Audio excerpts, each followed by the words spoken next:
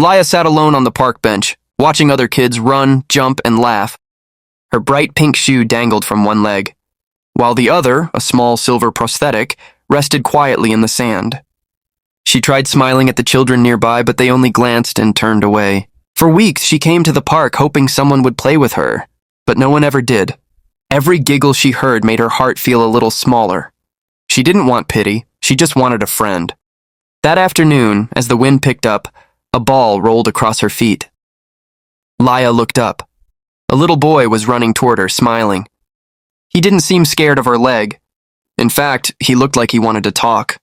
But could this really be the moment everything changed for her? Before we move forward, tell us in the comments, where are you watching from and what time is it right now? And don't forget to like and subscribe to Blacken, wronged for more heart-touching stories. Let's get started.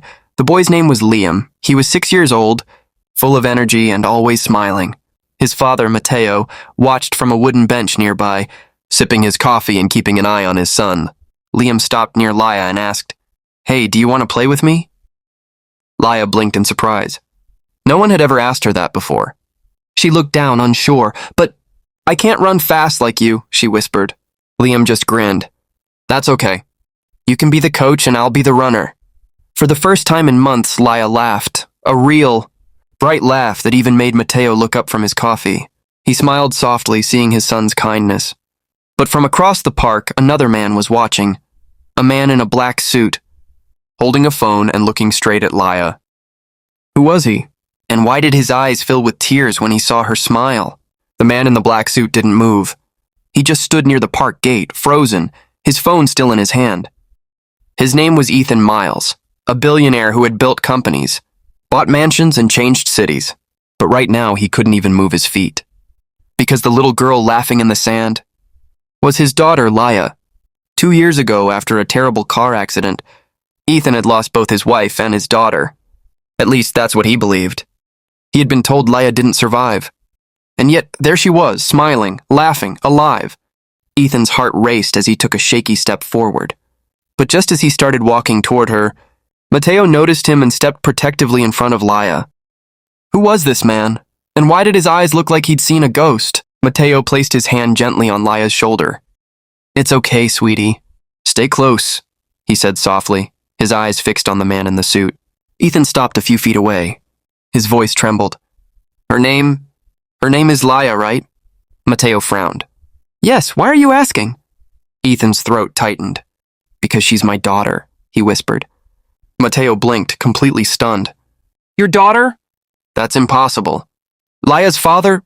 He paused, realizing he had no idea who her real father was. Laya had been brought to the orphanage after the accident. He had adopted her when no one came for her. Laya looked up at both men, confused. "Daddy, what's going on?" she asked, her voice trembling. Ethan's hands shook. He wanted to hug her, to tell her everything. But how do you tell a child you're the father she never knew? Mateo sat on the park bench, his heart racing. Ethan took a deep breath, eyes glistening with guilt. "I didn't know where she was," he said. "After the accident, they told me my little girl didn't make it. I searched for months, years even, but she was gone." Mateo's hands tightened around Laya's small fingers. "You're saying she's your daughter?" he asked, disbelief in his voice. Ethan nodded, tears rolling down his cheeks. "The scar on her shoulder? The way she tilts her head when she laughs? I'd know her anywhere." Laya looked between them, her eyes wide. "Daddy, Mateo, is he telling the truth?" she whispered. Mateo looked down, torn between love and shock. Ethan reached into his wallet and pulled out an old, worn photo. A tiny baby with the same dimpled smile as Laya's. The air grew still. The laughter of children faded in the background. "Laya," Ethan said softly, voice cracking. "I'm your real father." Laya froze. Her lips parted, but no words came out. Laya stared at both men, her heart pounding like a drum. The man she called Daddy Mateo looked broken, while the stranger, Mr. Ethan, looked desperate and full of hope. "I don't understand," she whispered. "Do I have 2 daddies?" Mateo swallowed hard. "Laya, I've loved you since the day I met you. You're my little girl, no matter what anyone says." Ethan's voice cracked. "And I never stopped loving you. I thought I lost you forever." Tears streamed down Laya's cheeks. She didn't know who to run to. who to trust. The two men she cared about most were staring at each other, both wanting the same little girl. Mateo stood up slowly. "If you're really her father," he said, "then what happens now?" Ethan looked down at the ground, unsure. He had money, power, everything, except the one thing he wanted most: time with his daughter. The question hung in the air like a storm waiting to break. Who would Laya choose? The father who raised her or the one who gave her life? For the first time, Laya wished she could disappear. She looked at Mateo, the man who had brushed her hair, held her hand through hospital visits, and called her his brave little girl. Then she turned to Mr. Ethan, the man whose eyes looked exactly like hers. I don't want to choose," she cried. Mateo knelt down beside her. "You don't have to, sweetheart," he said, voice trembling. "You just need to know we both love you." Ethan took a step closer. "Maybe love doesn't need choosing," he said quietly. "Maybe we can share it." Mateo looked up, surprised. "Share it?" Ethan nodded. "You raised her when I couldn't. You gave her a life. I can never repay that.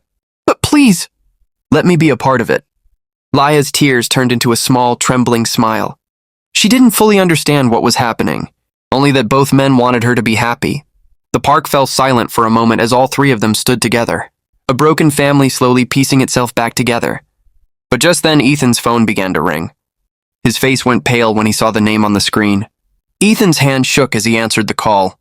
"Yes?" he said quietly, stepping a few feet away. Mateo watched him closely, his arms still around Laya's shoulders. A cold voice came from the phone. "Mr. Miles, there's been a serious issue at your company. You're needed immediately. If you don't handle this, we could lose everything." Ethan closed his eyes. He had spent years chasing business deals, flying across oceans and building his empire. But now for the first time, none of it mattered. He looked at Laya, her tiny hand gripping Mateo's shirt, her prosthetic leg gleaming in the sun. Ethan took a deep breath. "I can't come right now," he said firmly. "My daughter needs me." The man on the other end hesitated. "Sir, are you sure? This could ruin—" Ethan ended the call. His heart was steady for the first time in years. Mateo smiled faintly. "You chose her." Ethan nodded. "For once in my life, I chose right." But as he turned back toward them, Laya suddenly swayed, her face pale. Mateo caught her just in time. Laya, what's wrong?" Her eyes fluttered, and then everything went dark. "Laya, stay with me!" Mateo shouted, holding her in his arms as Ethan knelt beside them. Panic in his eyes.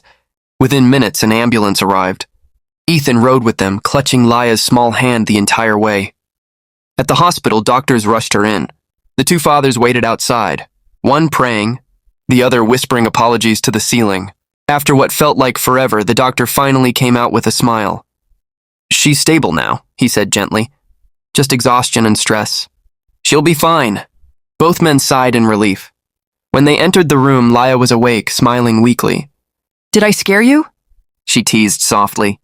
Ethan chuckled through tears. "You scared both your dads, little one." Mateo took her other hand. "You're our brave girl," he said. From that day on, Ethan and Mateo became partners in love, not rivals. One taught her strength, the other taught her compassion. Together, they gave Laya what every child deserves, a family that never gives up. Before you go, tell us in the comments, what would you have done if you were in Mateo's place? And don't forget to like and subscribe to Black and Wronged for more stories that remind us how love and kindness can heal, even the deepest wounds.